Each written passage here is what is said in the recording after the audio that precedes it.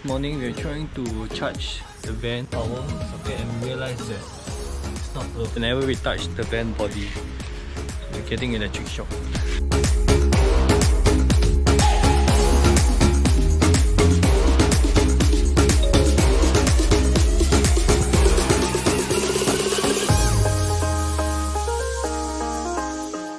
Confusing. The driver need to go to this building to fill up the TM6 form.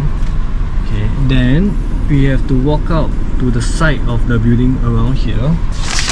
Okay, we pay 6 ringgit for them to fill up this form. They will check your driver license against your passport number and details. Okay, then driver goes through lane number 2 and the passenger walks in from here, and I guess so we missed 2 steps just now. We need to get the passport stamp first over here, and then inside we have to get the other insurance if you are driving. Then we can successfully clear the customs.